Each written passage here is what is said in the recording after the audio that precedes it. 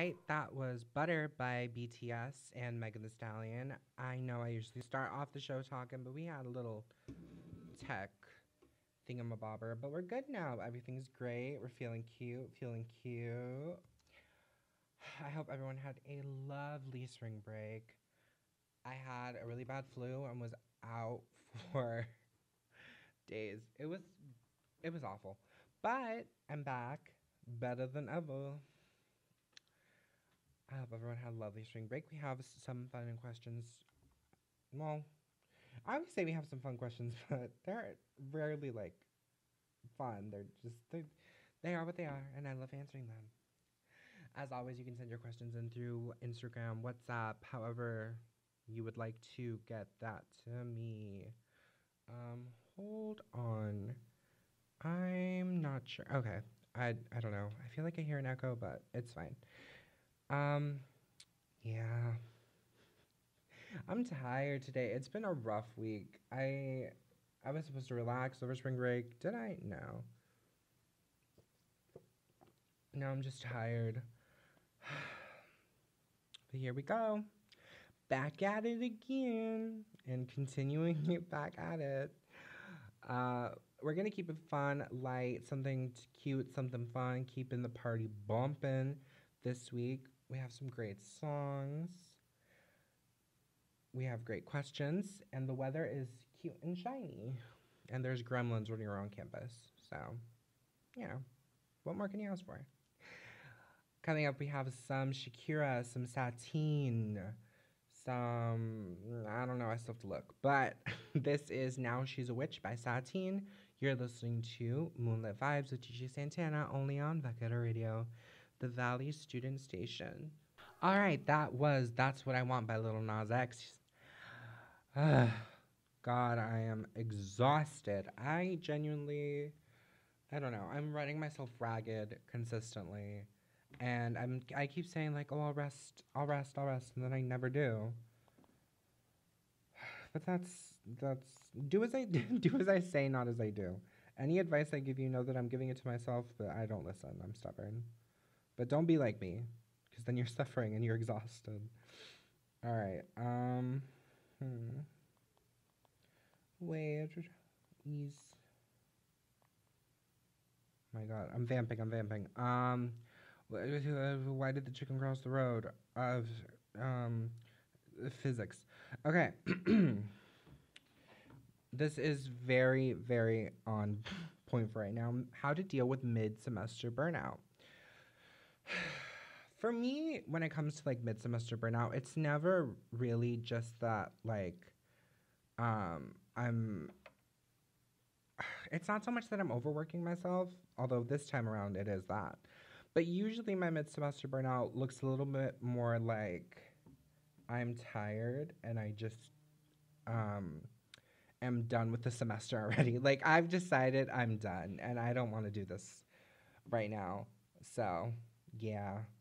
But that's not how it works. You don't get to choose when the semester's over. Um, yeah. I think a longer break would have been nice.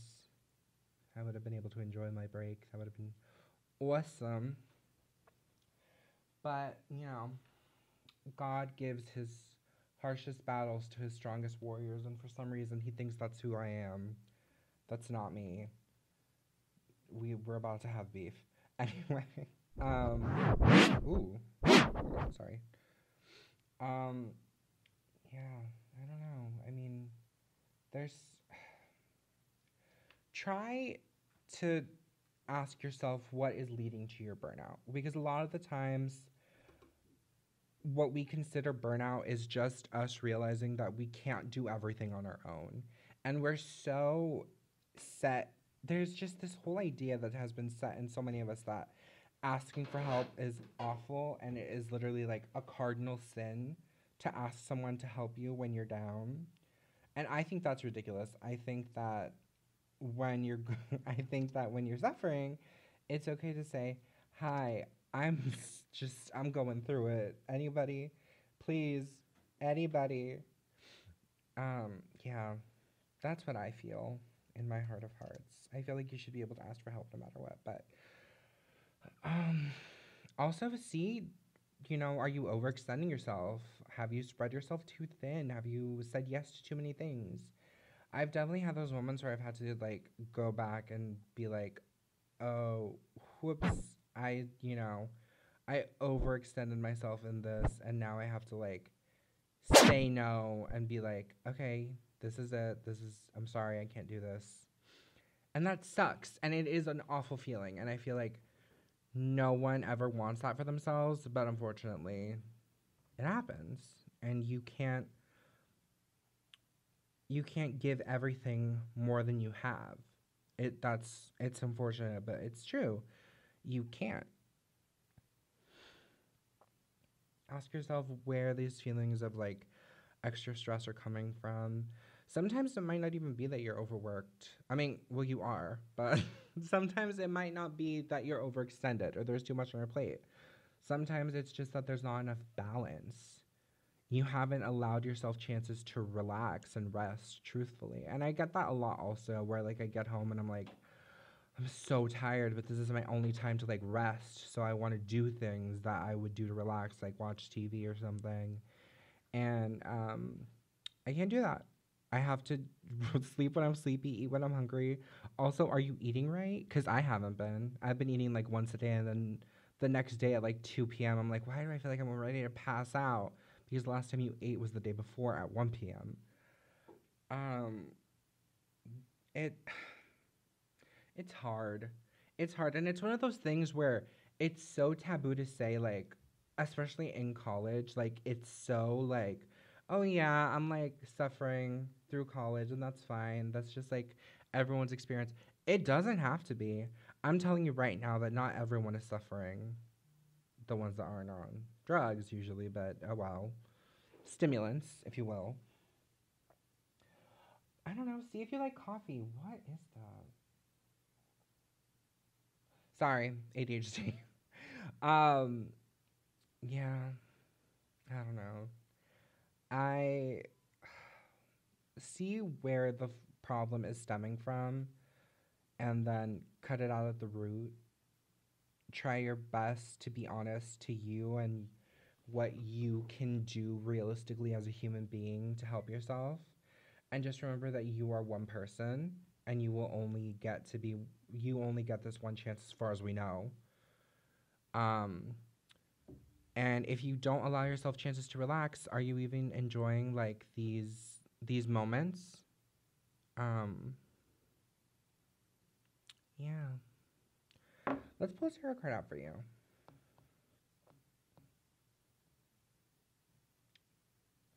If you don't give yourself chances to rest and enjoy and reap the rewards of what you're doing, then what are you doing it for? All right, so you got a reversed Four of Pentacles. This tells me that a lot of your a lot of the hindrances are coming from your feelings of material setbacks or loss. You're very scared that if you don't work as hard as you can, if you don't, do as much school as you can, then you aren't going to have enough money for, oh my God, for things. Sorry, I had the hiccups. Oh my God. Sorry, fighting for my life. Um, and that's hard. That is incredibly hard, and I totally get that because I also like I have a part-time job and I work the maximum hours that I can, and that's not the best. But you also have to remember that there isn't going to be a time you can't continue living your life and saying, okay, well, it will be fine after this. Or once I get past this, then I can deal with this. And if I can just get this, then I can deal with this. You cannot live your life continuously fighting, fighting, fighting, and being like, yeah, in the future, it'll be better. Because are you like, that's not right. You shouldn't do that to yourself. And it's not good for you. It's not good for anyone to do that, to just continuously go through life and tell yourself, no, eventually I will relax after XYZ. That's not good. That's not how life should be for any single person. And the worst part is tomorrow is never guaranteed. That future that you're working towards is not guaranteed. Um if you're not enjoying your moments now, how can you truly say that are living life for yourself? And that's who you should be living your life for you, because no one else is living your life for no one else is going to live it for you. That was serious. That was really that was a very serious tone to start the episode off on, but oh well. Okay, let's see. Um Unsure of what to do after graduation. Spring graduation is the most it is the hardest, because the fact that you're graduating in spring means that you more than likely came into university like immediately after high school. So that means that you're probably working on like a set plan. And that's crazy. I don't know how people can do that. I did not know I was going to college till the day after. No, till the day I got my results for my SATs, and I didn't even know I was taking my SATs till the week before. And here I am. But the thing that's so frustrating is that so many people are studying things that that they don't actually want to like work in. So it's like you're doing all this for a degree that you don't want to use. Why? Like not to be mean, but like also why? Like what are you doing? Like what's the point? Why are you doing this to yourself? Why are you forcing yourself to go to school and study something that you usually viscerally hate, and now you're just like graduating with a degree in something that you never want to deal with again?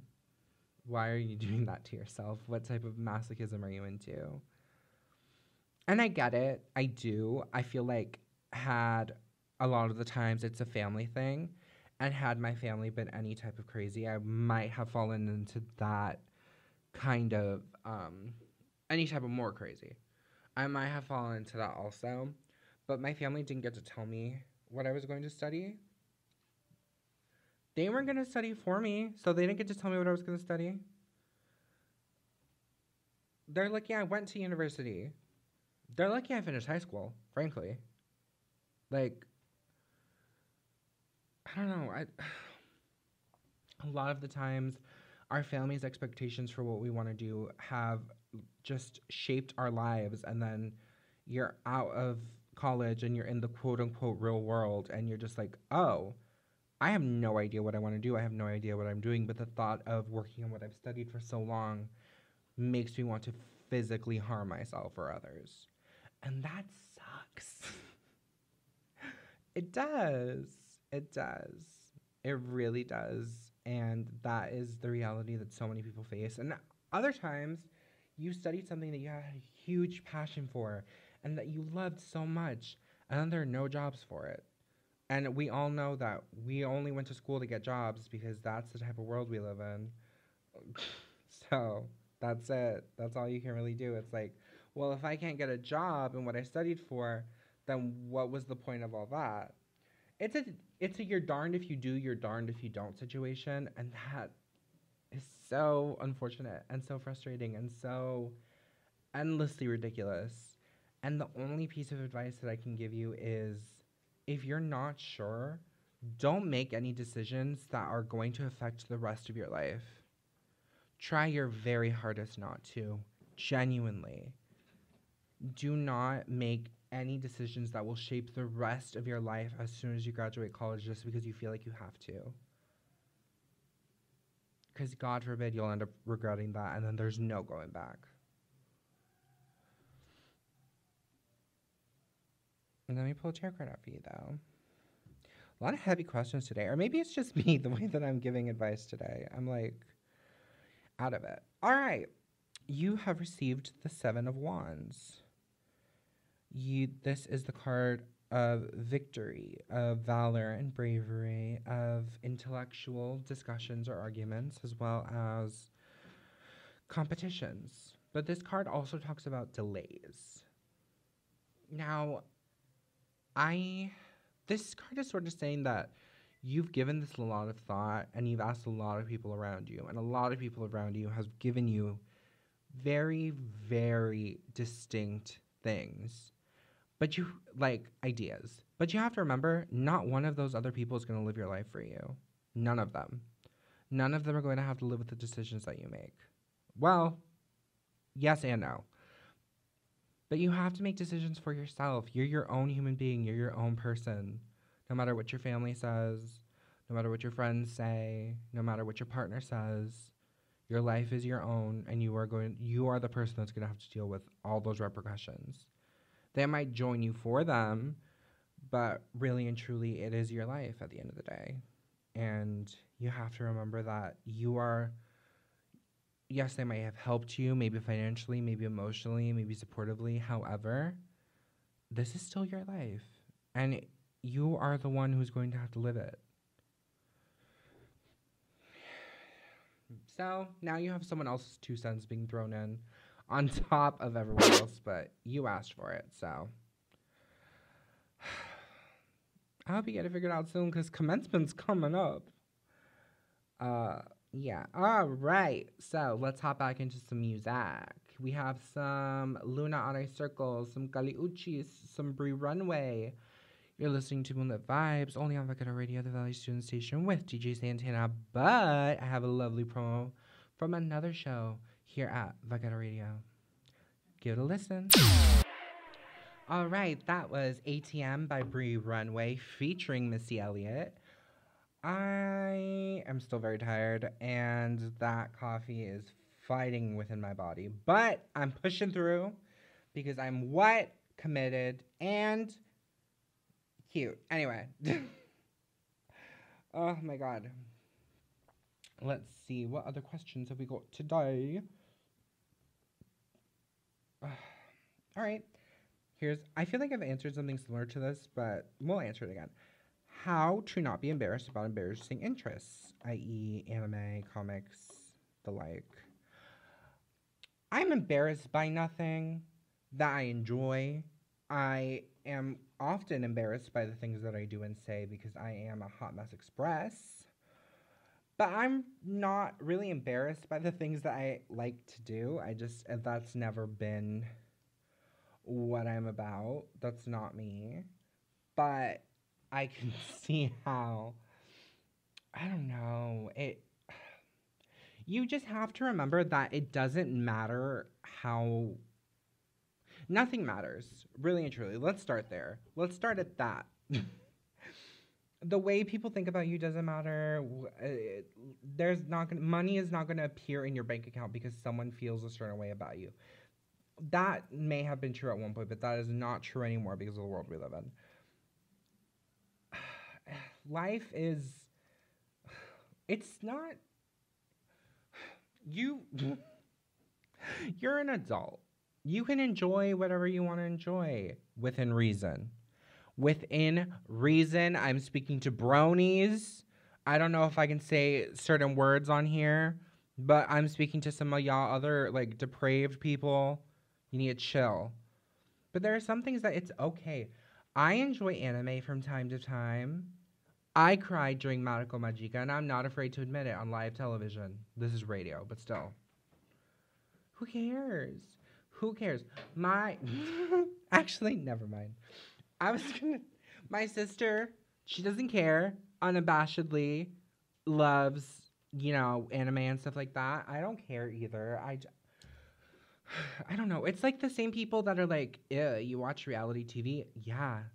It's stupid. It's ridiculous. It's like, what's the point of being weird to someone based on something that they enjoy? You should never feel shamed or embarrassed because of something that you really like for whatever reason. It's okay to say, you know what? This is me. And this is what I like. And I'm just going to keep it pushing. However, once again, within reason. Do not twist my words around and say like, oh, so Santana said that this is all fine because I can do whatever I want. So I can openly admit that I'm into something that is illegal. I never said that, and police, if you're listening, frankly, you have bigger things to worry about, but that's neither here nor there. Let's pull a tarot card out for you, you little freak. I say that with love. All right, so you got the Four of Wands. This talks about sanctuary and celebration, haven. You are so close to meeting people that share the same share the same interests as you. All you have to do is be open about those interests. So see, there is a lot of great stuff coming. However, if you guys all start a cult, that's not my business. I don't want to hear about it. Live your life. Don't hurt nobody. Don't hurt yourselves. All right, let's see. Next question. Dealing with the aftermath of cheating. Were you the cheater or were they the cheater? I feel like that's important context. I'm going to assume you were the cheated on person. Just because I don't have advice for anyone that's cheated. If you've cheated, tweet. It is very hard to look back at your life and look at those moments and be like, oh, so this was all a lie. And to go through that is hard. That betrayal is hard, and it is going to shape the way that you look at relationships for the rest of your life. And it depends on the level of cheating that happened. If it was a strictly physical relationship, that can hurt a lot. It can mess with your self-esteem and everything. Even though it was just purely physical, if it was purely emotional, that can hurt even more, especially if it was a man that cheated on you emotionally. That can hurt so much worse. And to have done that it's something that it is definitely going to shape the way that you look at relationships just from here on out. And I'm sorry. It's one of those things where every single relationship, no matter how much you don't want it to, will be shaped by what this person did to you. And that is so frustrating because you are moving on and you have said, you know what, I'm living my life differently now. And this person, what they've done doesn't affect me anymore, but it does. And I feel like when you go through something like that, you can often feel very alone and isolated. And sometimes your partner may have isolated you, because a lot of the times cheating is just one head of a much bigger beast, and that beast is usually a sort of forms of abuse. So they might have isolated you from your friends on top of isolating you and cheating on you, gaslighting. They're all awful things, and they all often happen together, and that's what really sucks. And I am genuinely so sorry, but depending on how far out from that you are, you have to remember that after that happens, it is going to take time for you to heal. And you need to allow yourself that time. Not just for you, but because what this person has done to you is going to affect your relationships in the future. That is just what is going to happen. They will shape the way that you interact with other people and romantic partners. But you have to think about how that is going to affect your future romantic partners and how badly it is going to shape the way that you see other people. And you also have to remember that as much as you may have loved this person, no one that loves you can destroy you in that way and still say that they love you.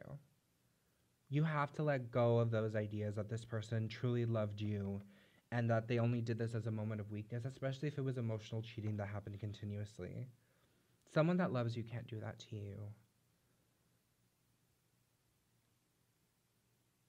I hope you heal. Let us see what the cards have to say for you.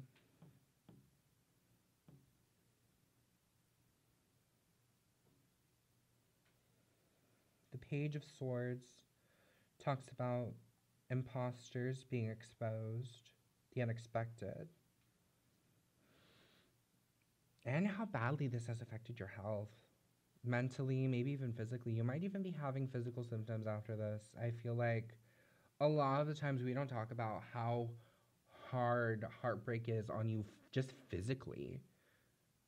There's so many things that can happen to you afterwards that you can physically just feel that afterwards. And it is so devastating and so awful. And I honestly, the way this talks about it, it kind of talks about it being exposed. Someone else close to you, I feel like, brought this to your attention. And I'm sorry that this happened. And I think that it's important for you to remember that healing takes time. It is not something that can happen, one day to the next. But you do deserve healing. No matter what happened within that relationship, you do deserve healing. And everybody deserves love and happiness. And I hope you get a chance to heal. That was a very serious one. Coming up, we have a song that I feel like talks about emotional cheating, funnily enough. This one, I already had this queued up, I swear. This isn't an attack at you, but maybe listen to Miss Tovalu and hear what she says. I mean, she wrote this about Maddie, Cassie, and Nate on Euphoria. So, pop culture, it is what it is. You're listening to Moonlit Vibes on Vaquero Radio, the Valley Student Station. All right, that was Yo Pero Sola by El Conejo, Bad Bunny. Y'all, that man is so fine. If he ever wants to leave his girlfriend and give me a chance, please. Him and Dominic fight. I don't know if Hunter Schafer can fight, but she's skinny. I think I could kill her. I mean, beat her. I didn't say anything else. Anyway, yeah. Feeling great, feeling cute. Unfortunately, that is the end of my show this week. Hopefully, I was able to answer your questions, to give you guys some advice that you guys needed. Hopefully, the cards also helped. As always, you can send in your questions through my personal Instagram, the Vaquero Radio Instagram. You can send them through Radio FX. You can send them through wherever you can find me. You can literally just be like, hi, I want a question answered. I'll answer it. All right. Well, I want to play one song before we go, but I do want to mention that if you have no digital way to contact me, you can always go up to Nope. I already made that joke. I'm running out of jokes, people. Okay, so you're going to go to a pond. You're going to find a tiny baby little frog. They have to be tiny. Okay? You're going to say, hello, Mr. Frog. And the frog will say, how dare you assume that I'm a mister? And it'll get out of your hand. But before it goes, it will say, did you have a question you wanted to DJ Santana to answer? And then you give it your question, and the frog will get back to me. All right, this is Kiss Me More by Doja Cat and SZA. As always, I will be back next Thursday with music and answers and questions and tarot cards. All right, you've been listening to Moonlit Vibes with DJ Santana, only on Vaquero Radio.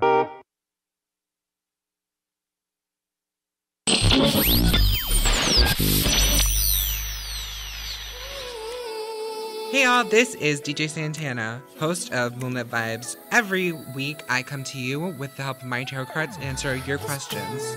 Do you want to know if your partner's cheating on you? Do you want to know what the spirit of your great aunt Lupita really thinks about you? I answer all these questions and more, only on Vaquero Radio, Thursdays at 3.